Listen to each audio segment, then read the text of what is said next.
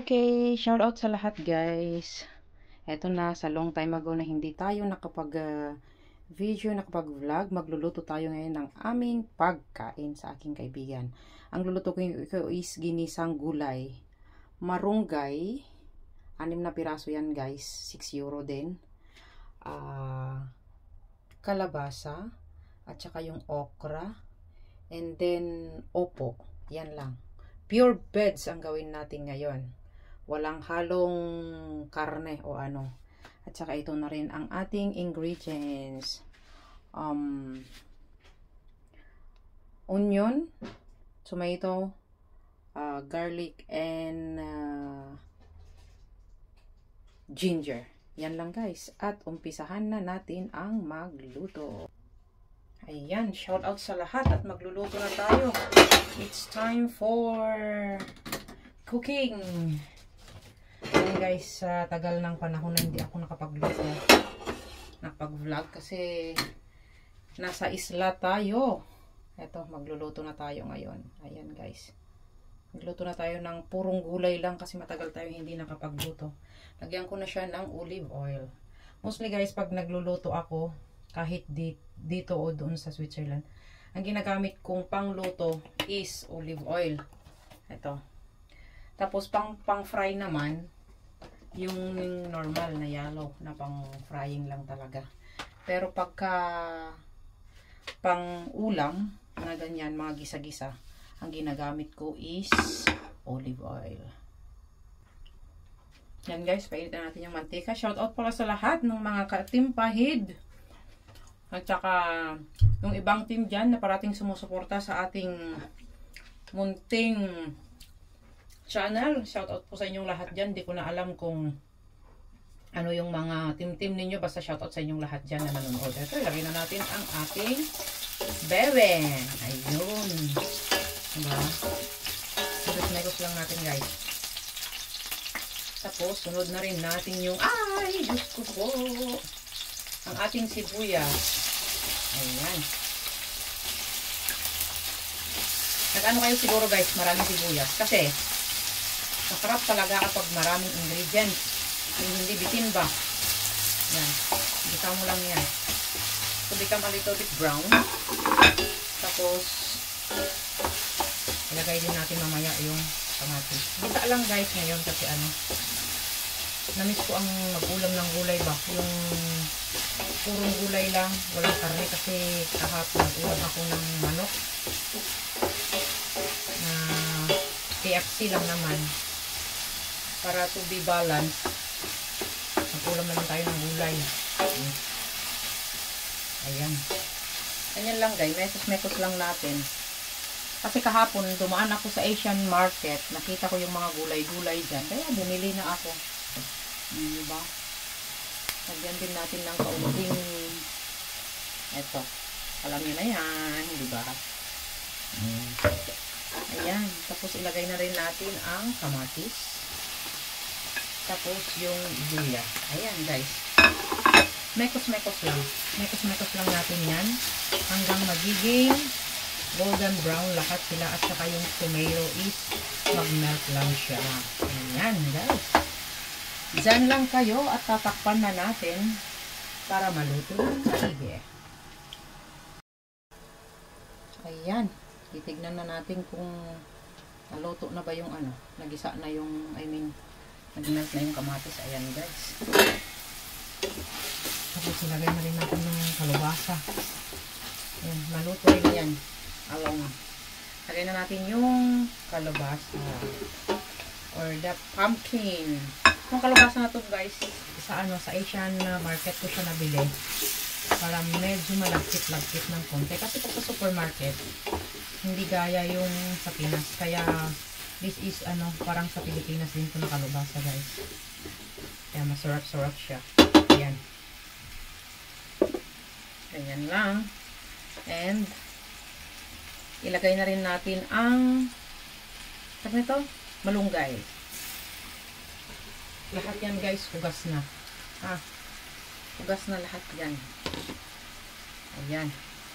And then, after that, parang hindi yata kasya itong lulutuin ko dito sa frying pan pa. Parang mukhang ililipat ko sa mas malaking ano.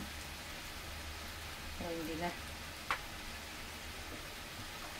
And then of course, lagyan natin ng, alam nyo na,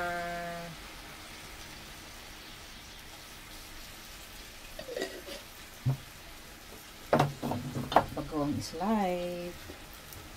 Ayan. Tapos may kusmekos din natin. Parang hindi yata kasya. Meron pa akong ano, upo.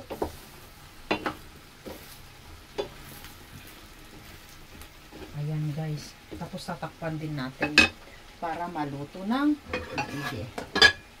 Okay, lagyan natin ng ano, konting tubig. Ayan. Maglagay tayo ng konting tubig guys. Para maluto naman siya. Oh. Yun. After guys, ano, hayaan natin dyan na kumulo para maluto ng maayos. And then, lagay lang natin yung upo at saka yung okra. Kasi ayaw ko yung ano guys, mahilig ako sa gulay. Don't bust me guys bakit gulay yung kinakain ko.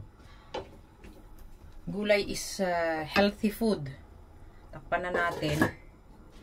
Ayan, tapos after that, ilagay natin yung okra at saka yung upo.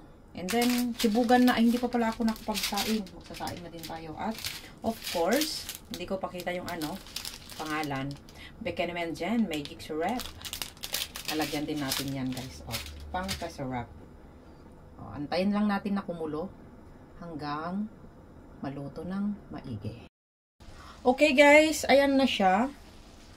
Ang alam ko nito is medyo okay na. Itong kalabasa yata guys, hindi yata ano, malagkit. Ang bango, ay shit! Ang bango yung ano guys, ang bango yung tawag nito, malunggay. Ilagay na natin ang okra, of course. Okra is very healthy. Alam nyo yan guys, maraming benefits ang okra guys, alam nyo yan. Alam ko na marami ding nakakaalam na maraming benefits ang okra. Ayan. Overcook na yata itong ano ko itong malunggay ko Ayan guys. Tapos, tikman nga natin kung anong sabi. Ano bang lasa? Magdagdag kayo ng kunting tubig din. Ayan. Ang lasa is kulang sa asin. Ayun. As I've said guys, ang ginagamit ko dito na asin is yung Himalayan salt. Yung pink guys, yung pink Himalayan salt. Yan Dagdagan natin ng asin kasi yung bagoong kanina is hindi siya sapat. Basta ang gamit ko dito guys na asin is Himalayan salt. Ayan, yung pink. Kaya pink ang kulay. And then of course, as I've said, maglagay din tayo ng charan, huwag ko nang papakita. Beckenman, magic syrup. Pa-sponsor naman dyan. Kahit pang PLC lang. Diba? Ganon. Shout out sa inyong lahat dyan, guys. Yung mga kagaya kong mahilig ng gulay. Shout out sa inyong lahat dyan. Ayan. Lutok na yung malunggay. Anyway, itong ano naman, itong tawag nito, itong ladyfinger or okra, saglit lang yan maluto. Ayan. Tapos, ito mga talaga yung ano.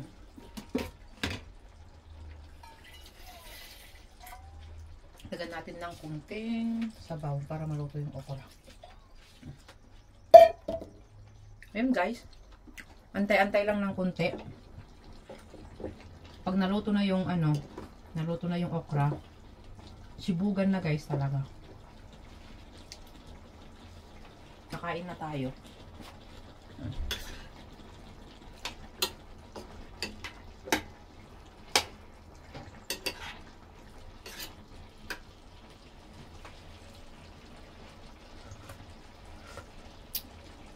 Lasang ano? Lasang gulay.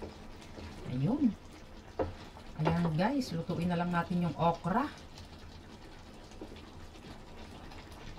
Mas masarap daw kung hindi lata or overcook yung okra kasi more health benefit we can take from the gulay.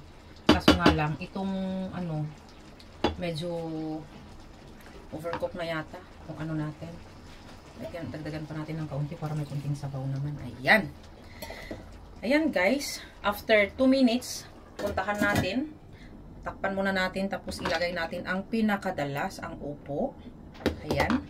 And then, sibugan na. Basta gulay lang tayo ngayon. Tapos bukas, magluluto ako ng pusit. BFF. Hindi ko na maiano yan dyan, yung pusit. May uwi dyan. Pero kung konsensyahin mo naman ako ngayong maghapon, may uwi ko siguro yung yung isa. Tapos tingnan na lang natin kung anong lulutuin natin bukas yan, guys. Okay guys, dyan muna kayo at titignan natin ang susunod na kabanata. Ayan guys, inilagay ko na yung upo, yung pinakalas. Diyos ko, super duper naman, muntik na yata tong hindi magkasya. Tatakpan na natin yan guys, at after na maluto na tong upo, na talaga, ready to fight na. Tikman natin kung anong lasa.